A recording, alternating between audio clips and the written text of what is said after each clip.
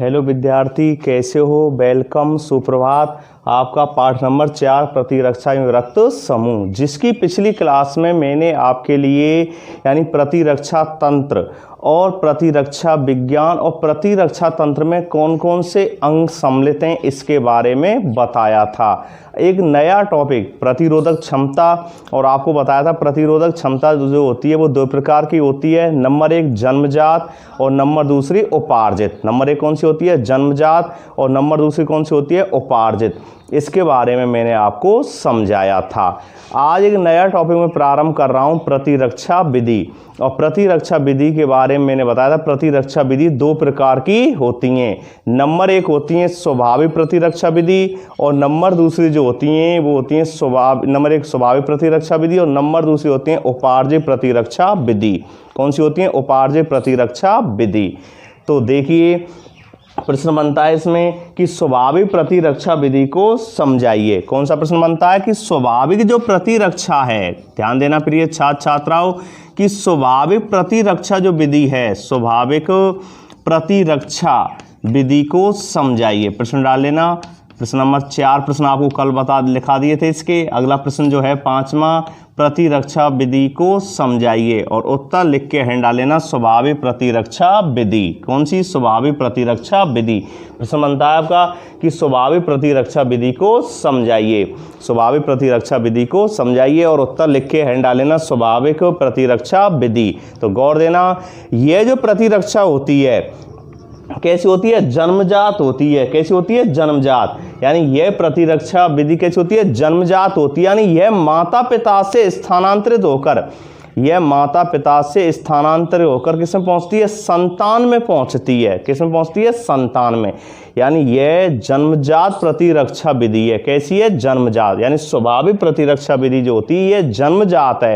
यानी बच्चे में जन्म के साथ ही क्या हो जाती है? उत्पन्न हो जाती है। यानी इसका मतलब यह हुआ कि यह माता पिता से स्थानांतरित होकर किसमें पहुंचती है? संतान में पहुंचती है।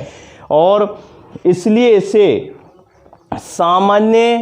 इसे सामान्य या प्राकृतिक प्रतिरक्षा विधि भी कहते हैं। इसलिए इसे सामान्य या प्राकृतिक प्रतिरक्षा विधि भी कहते हैं। इसके अलावा इसे अविशिष्ट भी कहते हैं। क्या कहते हैं इसे? अविशिष्ट।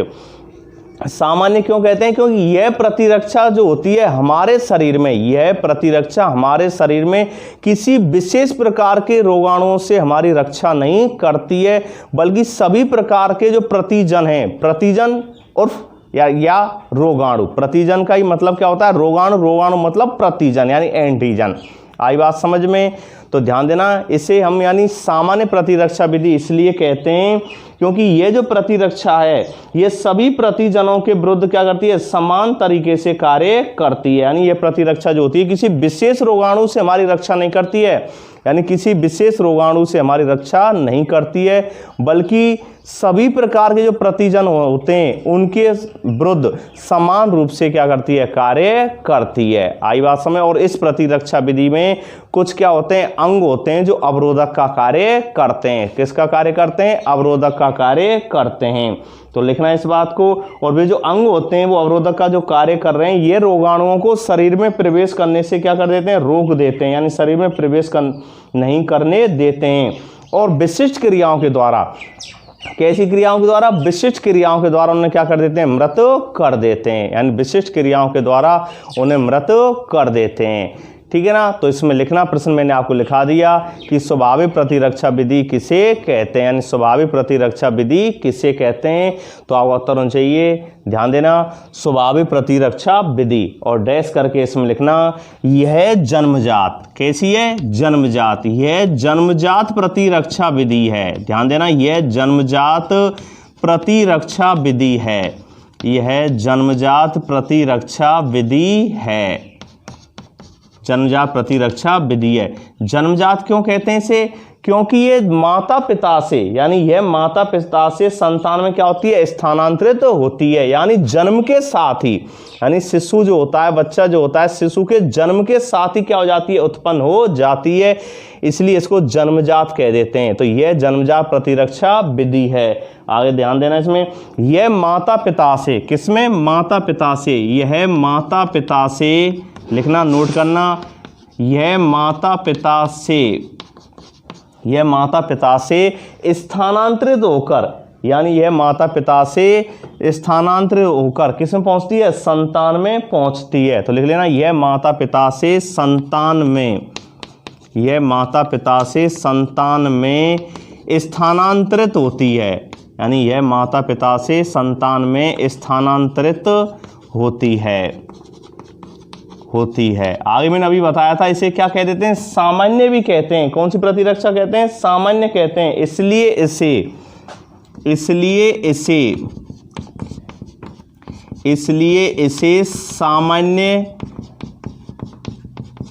इसे सामान्य कोष्ठक में लिख लेना अविशिष्ट।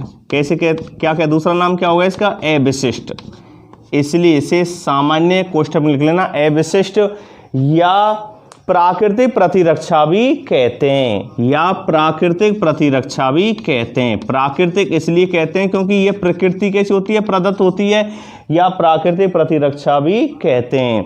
इसलिए इसे सामान्य या प्राकृतिक प्रतिरक्षा भी कहते हैं। ध्यान देना, प्रतिरक्षा भी कहते हैं। तो ध्यान देना, स्वाभाविक प्रतिरक्षा विधि को समझा रहा हूं कि यह जन्मजात प्रतिरक्षा विधि है। यह माता पिता से संतान में स्थानांतरित होती है, इसलिए इसे सामान्य या प्राकृतिक प्रतिरक्षा भी कहते हैं। सामान्य भी कह देते हैं, अविशिष्ट भी कह देते हैं, और प्राकृतिक, क्योंकि प्रकृति प्रदत्त होती है। कैसी होती है? प्रकृति प्रदत्त होती है, इसलिए इसे प्राकृतिक प्रतिरक्षा भी कहते हैं। आगे लिखना है, सामान्य क्यों कहते हैं? पैराग्राफ चेंज करके मैंने अभी बताया था, यह प्रतिरक्षा लिखना, यह प्रतिरक्षा, गौर देना, यह प्रतिरक्षा किसी विशेष रोगाणु से, यानी किसी विशेष प्रकार से रोगाणु से हमारी रक्षा नहीं करती है। यह प्रतिरक्षा किसी विशेष रोगाणु से विशिष्ट रूप से, कैसे रूप से? विशिष्ट रोगाणु से विशिष्ट रूप से, यानी यह प्रतिरक्षा किसी विशेष रोगाणु से विशिष्ट रूप से सुरक्षा प्रदान नहीं करती। विशिष्ट रूप से सुरक्षा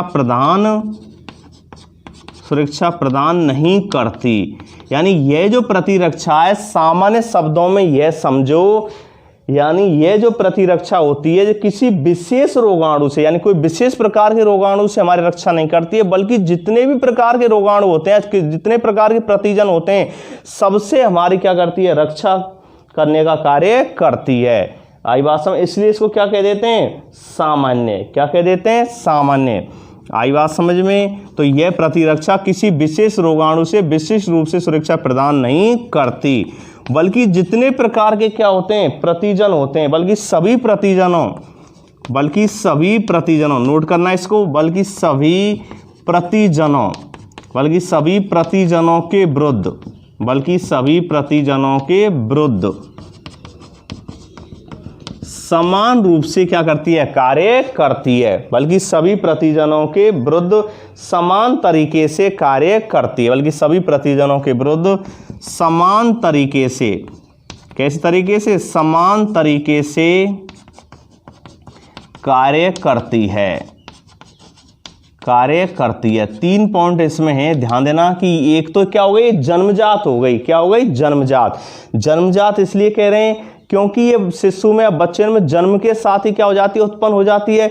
दूसरा नाम इसका प्राकृतिक प्रतिरक्षा है। प्राकृतिक इसलिए कहते हैं क्योंकि ये हमें प्रकृति से क्या होती है? प्रदत्त होती है। और तीसरा है तीसरा क्या होता है? सामान्य या अविशिष्ट। सामान्य इसलिए कहते हैं क्योंकि यह जो प्रतिरक्षा होती है किसी विशेष रोगाणु से विशेष रूप से हमारी रक्षा नहीं करती है, बल्कि सभी जो प्रतिजन होते हैं, एंटीजन होते हैं, उनके विरुद्ध समान तरीके से क्या करती है? कार्य करती है। तो यह है आपकी स्वाभाविक प्रतिरक्षा विधि। ध्यान देना, पैराग्राफ चेंज कर लिखना कि इस प्रतिरक्षा में, अभी मैंने बताया था आपके लिए, नोट करना इस बात को कि इस प्रतिरक्षा में जो कुछ अंग होते हैं हमारे शरीर के, इस प्रतिरक्षा में हमारे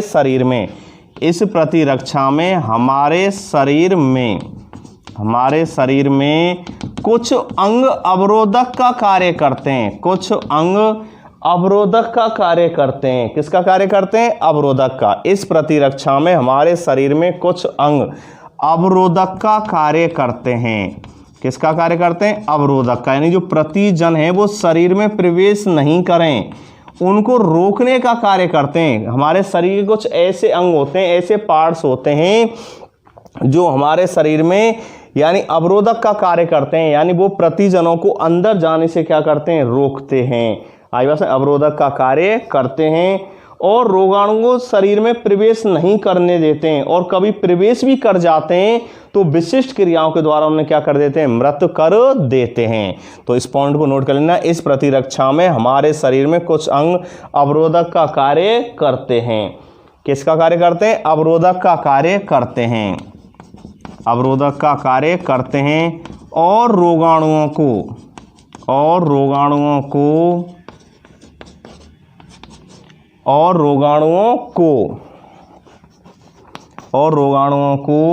शरीर में, किसमें? शरीर में। और रोगाणुओं को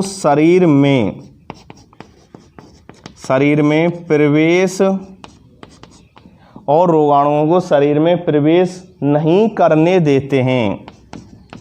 प्रवेश नहीं करने देते हैं और रोगाणुओं को शरीर में प्रवेश नहीं करने देते हैं, और कभी प्रवेश कर भी जाते हैं, प्रवेश कर भी जाते हैं तो विशिष्ट क्रियाओं के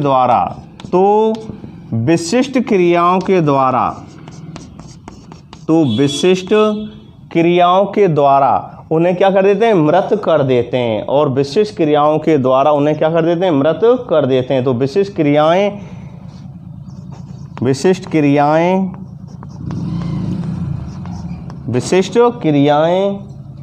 इन्हें मृत कर देती हैं। विशिष्ट क्रियाएं इन्हें मृत कर देती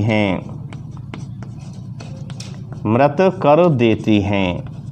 यानी हमारे शरीर जो होता है, स्वाभाविक प्रतिरक्षा विधि में हमारे शरीर के कुछ जो अंग होते हैं, हमारे शरीर के कुछ क्या होते हैं? जो अंग होते हैं, ये अवरोधक का कार्य करते हैं। 4 प्रकार के अभी अवरोधक मैं बताऊंगा इसमें कि जो हमारे शरीर के कुछ जो अंग होते हैं वो क्या करते हैं? अवरोधक का क्या करते हैं? कार्य करते हैं। और अवरोधक का जो ये कार्य कर रहे हैं, ये हमारे शरीर में जो रोगाणु है, प्रतिजन है, उनको प्रवेश नहीं करने देते हैं, और यदि प्रवेश कर भी जाते हैं तो इन्हें क्या कर देते हैं? विशिष्ट क्रियाओं के द्वारा क्या कर देते हैं? मार देते हैं, उन्हें मृत कर देते हैं। यानी विशिष्ट क्रियाओं के द्वारा उन्हें क्या कर देते हैं? मृत कर देते हैं। आई बात समझें? और इसमें स्वाभाविक प्रतिरक्षा 4 प्रकार के अवरोधकों से बनी है। यानी यानी कितने प्रकार के अवरोधकों से? 4 प्रकार के अवरोधकों से। यानी जो स्वाभाविक प्रतिरक्षा विधि है, इसमें 4 प्रकार क्या पाए जाते हैं? अवरोधक पाए जाते हैं। तो 4 प्रकार के अवरोधक कौन कौन से हैं? नोट करना है इसको। तो पैराग्राफ चेंज कर लेना कि स्वाभाविक प्रतिरक्षा, ध्यान देना, स्वाभाविक प्रतिरक्षा 4 प्रकार के अवरोधकों से बनी होती है। स्वाभाविक प्रतिरक्षा 4 प्रकार के, कितने प्रकार के? 4 प्रकार के अवरोधकों से बनी होती है। 4 प्रकार के अवरोधकों से बनी होती है। स्वाभाविक प्रतिरक्षा 4 प्रकार के अवरोधकों से बनी होती है। तो 4 प्रकार के जो अवरोधक होते हैं, ध्यान देना, कितने अवरोधक होते हैं? 4। नंबर 1 अवरोधक होता है भौतिक अवरोधक। नंबर दूसरा अवरोधक है इसमें रासायनिक अवरोधक। नंबर 1 भौतिक अवरोधक, नंबर दूसरा रासायनिक अवरोधक, नंबर तीसरा इसमें होता है कोशिका अवरोधक, और नंबर 4 होता है इसमें ज्वर एवं सूजन। नंबर 4 कौन सा होता है इसमें? ज्वर एवं सूजन। तो यानी 4 प्रकार के इसमें अवरोधक पाए जाते हैं। कौन कौन से अवरोधक होते हैं? नंबर 1 होता है, दोबारा समझना, भौतिक अवरोधक। कौन सा होता है? भौतिक अवरोधक।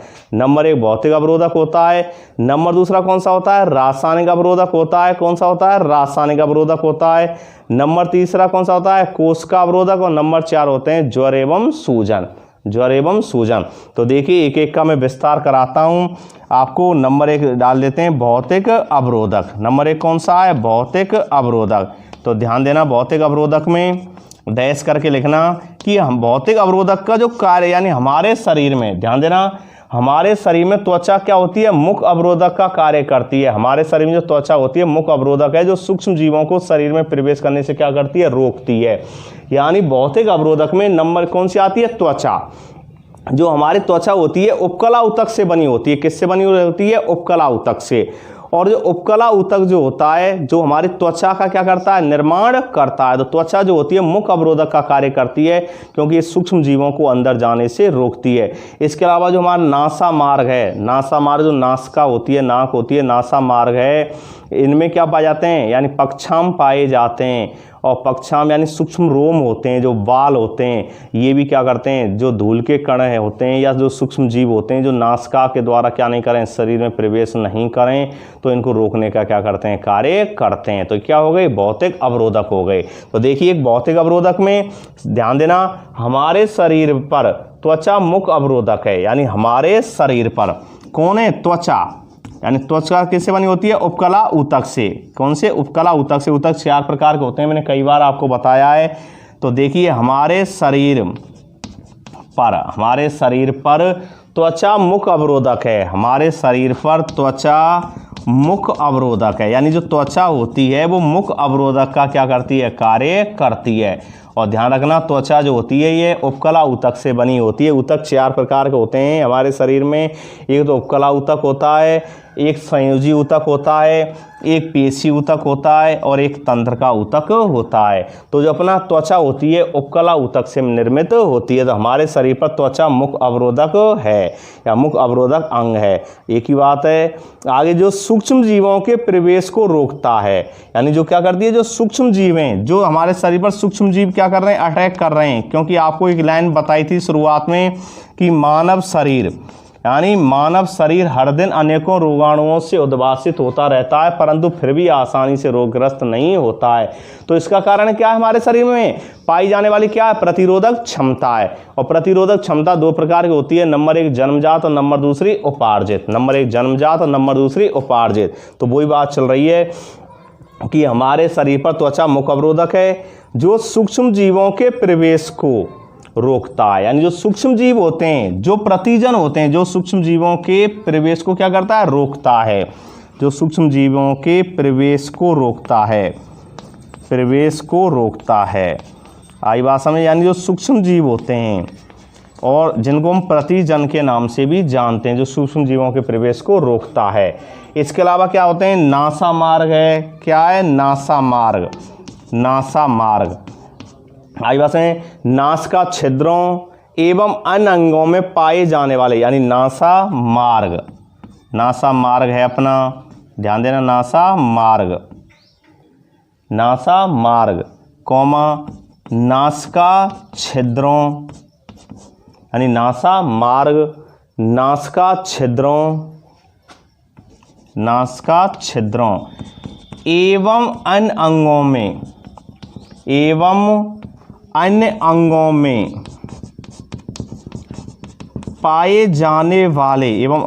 में पाए जाने वाले पक्षाम, क्या होते हैं, पक्षाम। यानी नासा मार्ग नासिका छिद्रों एवं अन्य अंगों में पाए जाने वाले पक्षाम एवं वे कसाव क्या करते हैं, रोगाणुओं को रोकते हैं। क्या करते हैं, रोगाणुओं को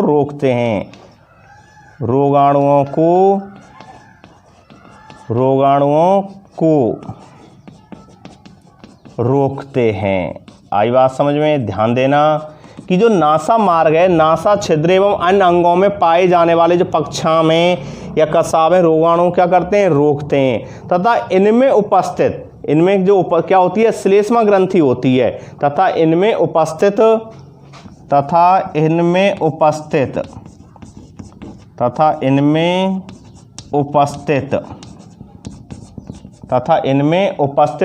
श्लेष्मा ग्रंथि, कौन सी ग्रंथि, श्लेष्मा ग्रंथि। और श्लेष्मा ग्रंथि जो होती है प्रिय छात्राओं, वो श्लेष्मा का स्रावण करती है। किसका करती है, श्लेष्मा का। श्लेष्मा ग्रंथि किसका स्रावण करती है, श्लेष्मा।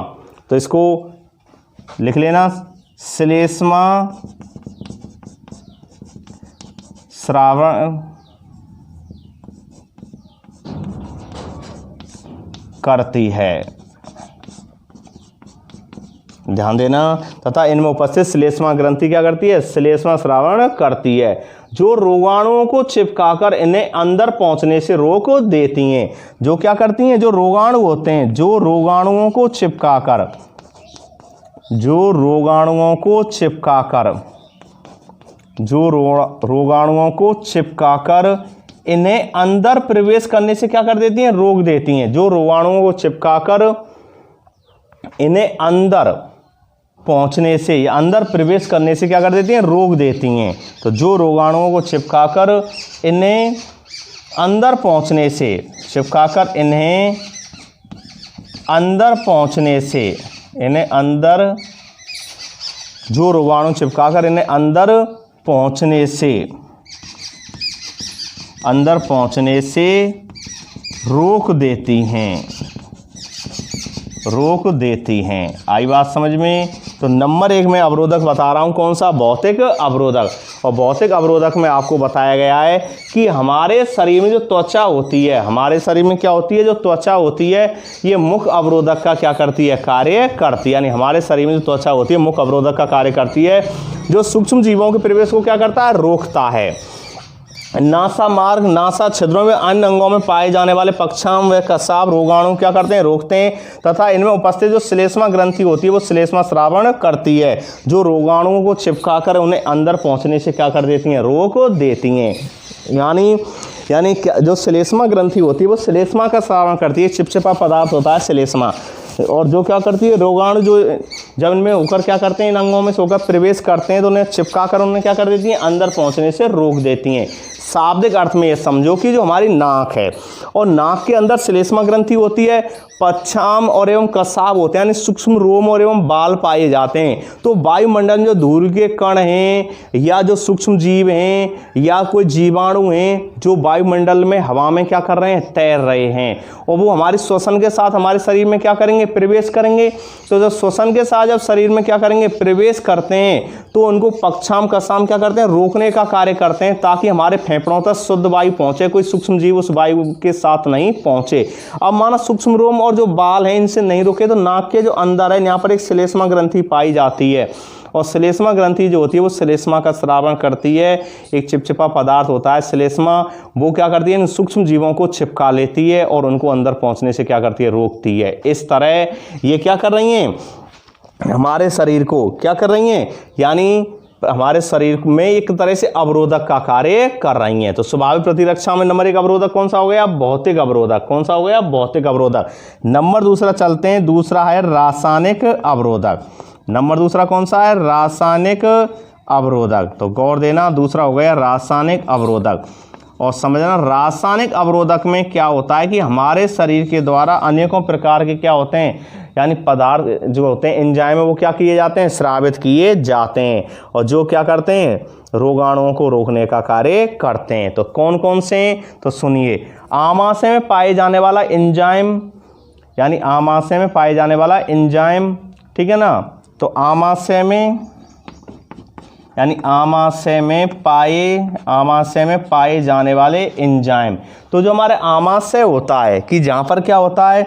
यानी जो भोजन है कुछ समय के लिए रुकता है। जब भोजन हम का पाचन पढ़ेंगे तब आपको बताएंगे कि आमाशय में क्या होता है, भोजन का क्या होता है। यानी हमारे पाचन में मुख के बाद क्या होती है अपनी, यानी सबसे पहले भोजन मुख में दांतों द्वारा चबाते हैं, फिर ग्रसनी, ग्रसका से होता है आमाशय जो जे आकार का होता है, वहाँ पर कुछ एंजाइम स्रावित होते हैं, फिर छोटियाँ, फिर बड़ियाँ, और फिर मलाशय तक पहुँच जाता है। तो वही बात है कि आमाशय में पाए जाने वाले एंजाइम, आमाशय में पाए जाने वाले एंजाइम, यानी आमाशय में क्या पाए जाते हैं? एंजाइम पाए जाते हैं।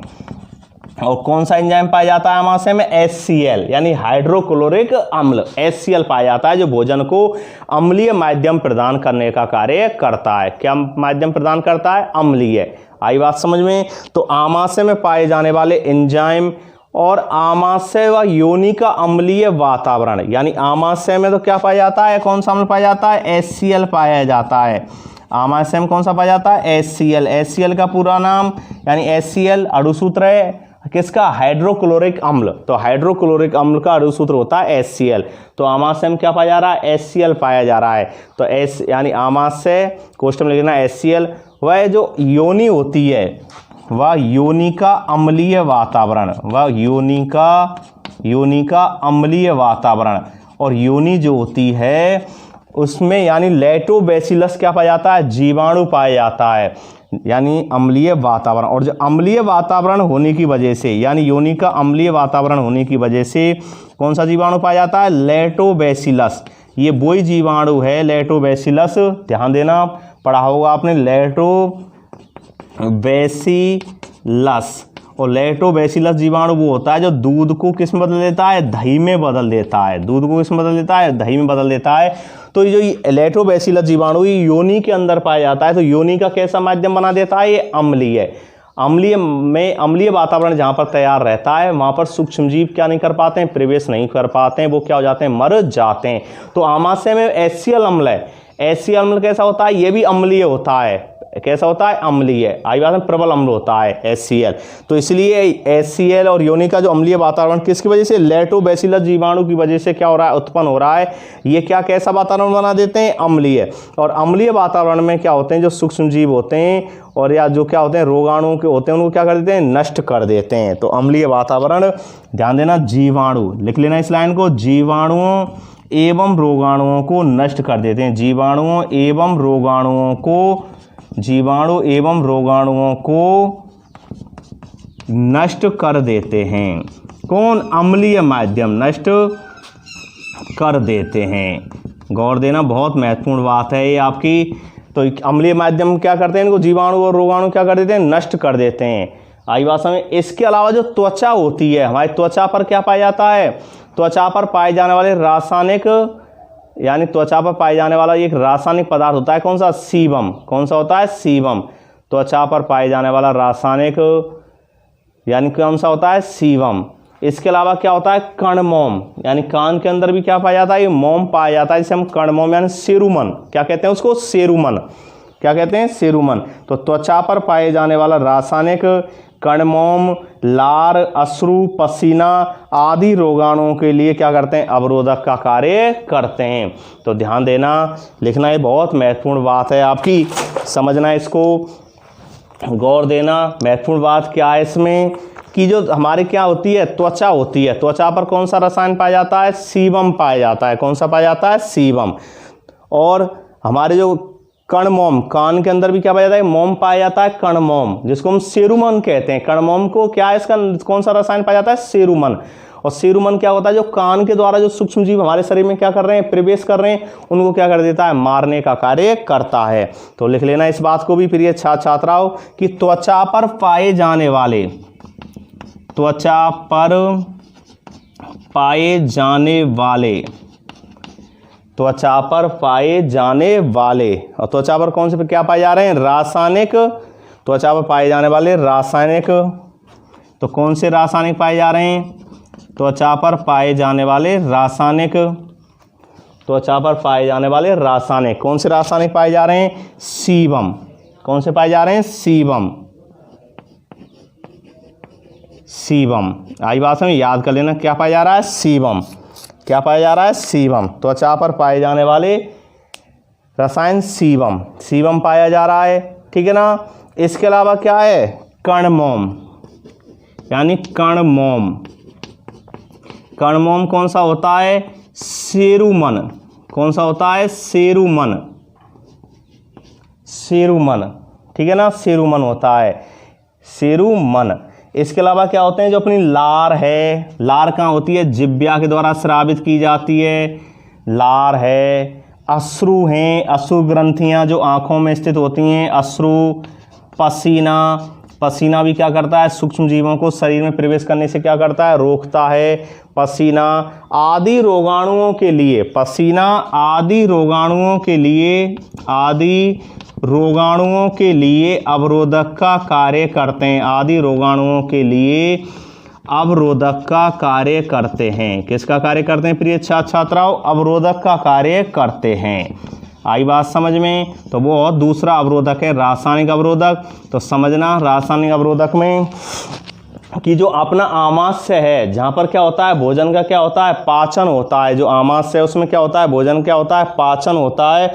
उस आमाशय में क्या पाया जाता है, HCl पाया जाता है। क्या पाया जाता है, HCl। तो HCl जो होता है ये हमारे आमाशय में भोजन पाचन में क्या करता है, ये हमारे शरीर में यानी अम्लीय वातावरण तैयार करता है। फिर जो योनि होती है, योनि का भी वातावरण कैसा होता है, अम्लीय। लैक्टोबैसिलस जीवाणु, तो ये लैक्टोबैसिलस जीवाणु होते हैं, अम्लीय वातावरण हो गए। ये क्या करते हैं, सूक्ष्म जीव हैं, उनकी वृद्धि को रोक देते हैं, उनको क्या करते हैं, नष्ट कर देते हैं। इसके अलावा जो त्वचा होती है, त्वचा पर पाए जाने वाला क्या होता है, रासायनिक पदार्थ कौन सा, सीबम पाया जाता है। कौन सा पाया जाता है, सीबम, ठीक है ना। और कर्ण मोम जो होता है, सेरुमन, लार, अश्रु, पसीना आदि रोगाणुओं के लिए अवरोधक का क्या करते हैं, कार्य करते हैं। आई बात समझ में। तो ये बहुत महत्वपूर्ण बिंदु है आपका, यानी नंबर 1 अवरोधक बताया था, भौतिक अवरोधक, और नंबर 2 बताया था रासायनिक अवरोधक। आई बात समझ में। चलते हैं नंबर जो 3 है, ध्यान देना, नंबर 3 अपना जो है वो है, इसमें गौर देना। नंबर 3 जो अवरोधक है कौन सा है इसमें, नंबर 3 इसमें अवरोधक है कोश का अवरोधक। कौन सा है, कोश का अवरोधक। कि हमारे शरीर में कुछ ऐसी कोशिकाएं पाई जाती हैं जैसे मोनोसाइट्स है, न्यूट्रोफिल है, बेसोफिल है, जो क्या करती हैं, अवरोधक का कार्य करती हैं। यानी ये कोशिकाएं जो होती हैं, अगर कोई सूक्ष्म जीव हमारे शरीर में पहुंच भी जाए, प्राकृतिक मारक कोशिकाएं होती हैं, और ये प्राकृतिक मारक कोशिकाएं होने की वजह से उनको क्या कर देती हैं, नष्ट कर देती हैं, यानी उनको मारने का क्या करती हैं, कार्य करती हैं। आई बात समझ में। तो बहुत महत्वपूर्ण बिंदु आपका चल रहा है, और इसमें मैंने आपको 2 बता दिए। नंबर 3 है कोश का अवरोधक।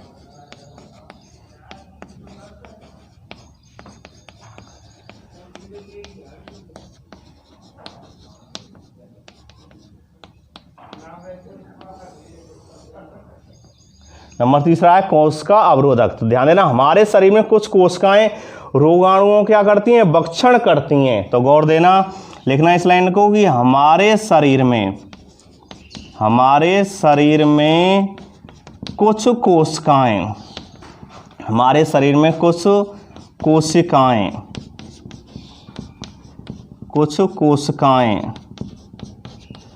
रोगाणुओं का भक्षण करती हैं। हमारे शरीर में कुछ कोशिकाएं रोगाणुओं का भक्षण करती हैं। जो रोगाणु होते हैं उनका क्या करते हैं, भक्षण करते हैं, यानी उनको नष्ट करने का कार्य करती हैं, रोगाणुओं का भक्षण करती हैं। और इनमें जो प्रमुख रूप होती हैं, रोगाणु क्या करती हैं, भक्षण करती हैं, जो शरीर को रोगाणुओं से बचाने का कार्य करती हैं। यानी जो क्या करती हैं, जो हमारा शरीर है, शरीर में एक तरह से क्या बना रही हैं, एंटीबॉडी बना रही हैं। क्या बना रही हैं, प्रतिरक्षी बना रही हैं, जो शरीर को रोगाणुओं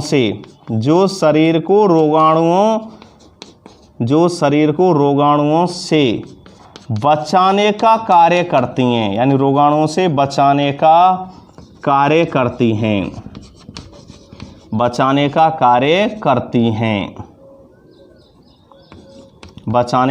करती हैं। जैसे कौन कौन सी हैं, अभी मैंने थोड़ी देर पहले आपको बताया था, जैसे कौन कौन सी हैं, मैक्रोफेज। कौन सी है, मैक्रोफेज होती हैं, मैक्रोफेज, बेसोफिल,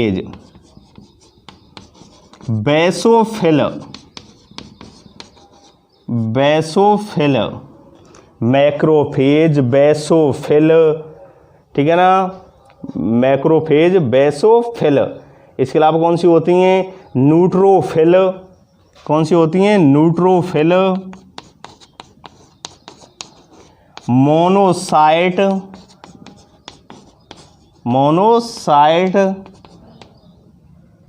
आदि। यानी कौन कौन सी कोशिकाएं होती हैं, मैक्रोफेज है, बेसोफिल है, न्यूट्रोफिल है, मोनोसाइट आदि जो कोशिकाएं होती हैं, ठीक है ना। ये हमारे शरीर में जो कुछ रोगाणु उनका क्या करती हैं, भक्षण करने का कार्य करती हैं, उनको क्या करती हैं, खाने का एक तरह से कार्य करती हैं, और जिससे क्या होती हैं, जो शरीर को रोगाणु से क्या करती हैं, बचाने का कार्य करती हैं, यानी जो शरीर को रोगाणु से बचाने का कार्य करती हैं। इसके अलावा क्या होते हैं, कुछ जो प्राकृतिक मारक कोशिकाएं होती हैं वो रोगाणुओं के लिए अवरोधक का कार्य करती हैं। यानी इनके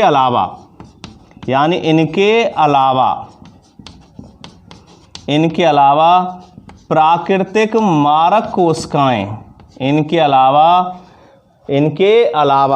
प्राकृतिक मारक कोशिकाएं, इनके अलावा प्राकृतिक मारक कोशिकाएं,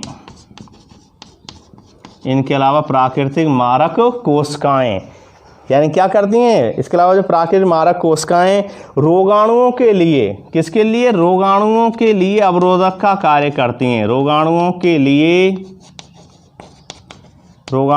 लिए अवरोधक का कार्य करती हैं। किसका कार्य करती हैं? अवरोधक का। रोगाणुओं के लिए अवरोधक का कार्य करती हैं। ठीक है ना? तो नंबर तीसरा पॉइंट हो गया कोशिका अवरोधक। और नंबर 4 है ज्वर और सूजन। क्या है? ज्वर एवं सूजन। ये भी हमारे शरीर में क्या करते हैं? अवरोधक करते हैं। और इसका विस्तार आपके बुक में नहीं है, ज्वर और सूजन नहीं है। बस इतना समझो कि माना कोई मधुमक्खी है, या मधुमक्खी जो होती है इसके डंक में क्या होता है? मेथेनोइक अम्ल होता है। मधुमक्खी जो होती है इनके डंक में क्या होता है? मेथेनोइक अम्ल होता है। और ये मेथेनोइक जो अम्ल होता है, ठीक है ना, समझना मेरी बात को, जो मेथेनोइक जो अम्ल होता है मधुमक्खी डंक में, इससे क्या होता है? इनमें क्या होता है? अम्ल की मात्रा कैसी होती है? अधिक होती है। और अम्ल की मात्रा जब अधिक होती है, समझना, लाल चींटी और इनके जो होता है मेथेनोइक अम्ल होता है, जिसको हम फॉर्मिक अम्ल के नाम से भी जानते हैं। लाल चींटी है अपनी, क्या है? मधुमक्खी है, फॉर्मिक अम्ल, जिसको मेथेनोइक अम्ल के नाम से जानते हैं। तो इनसे क्या होता है? जिस स्थान पर काटती है उसी स्थान पर क्या आती है? सूजन आती है। होना क्या चाहिए था भाई? इसका प्रभाव हमारे संपूर्ण शरीर पर होना चाहिए था। आयुवासन संपूर्ण शरीर पर इसका क्या होना चाहिए? प्रभाव होना चाहिए था। लेकिन जिस स्थान पर हमको क्या करती हैं? काटती हैं, उसी स्थान पर क्या आती है? सूजन आती है। और ज्वर भी क्या है? ज्वर मतलब हल्का बुखार। ये भी हमारे शरीर में क्या बताता है कि भाई कोई रोगाणु ने हमारे शरीर में क्या कर लिया है? प्रवेश कर लिया है। इसके लिए आप क्या बनाइए? एंटीबॉडी बनाइए, प्रतिरक्षा बनाइए। तो हमको क्या दे रहा है? सूचना दे रहा है। तो अवरोधक का कार्य कर रहे हैं कि नहीं कर रहे हैं? तो हमारे शरीर में अवरोधक का कार्य करते हैं। तो अपनी स्वाभाविक प्रतिरक्षा विधि, और स्वाभाविक प्रतिरक्षा विधि में 4 अवरोधक हैं। नंबर 1 भौतिक अवरोधक, नंबर 2 रासायनिक अवरोधक, नंबर 3 कोशिका अवरोधक, और नंबर 4 है ज्वर एवं सूजन। आई बात समझ में? तो ये टॉपिक आपका है स्वाभाविक प्रतिरक्षा विधि को समझाइए, ये मैंने आपको बताया। अगला टॉपिक है इसमें यानी उपार्जित प्रतिरक्षा विधि। तो नेक्स्ट अगली क्लास में उसके बारे में बताएंगे, उपार्जित प्रतिरक्षा विधि। तब तक घर पर रहो, सुरक्षित रहो, और जितना आपको पढ़ाया जा रहा है, 2 पाठ अब तक आपकी कंप्लीट हो गई। पाठ नंबर 1 भोजन एवं मानव स्वास्थ्य, और पाठ नंबर 3 मैंने लिखा दिया, पूरा कंप्लीट करा दिया आनुवांशिकी। पाठ नंबर 4 चल रहा है प्रतिरक्षा एवं रक्त समूह। बहुत महत्वपूर्ण पाठ, ध्यान से समझो इसको, क्योंकि इसमें से एक नंबर के 3 प्रश्न आते हैं। तो इसलिए जो भी आपको होमवर्क प्रतिदिन इसको याद करो, रिवाइज करो। थैंक्स। ओके।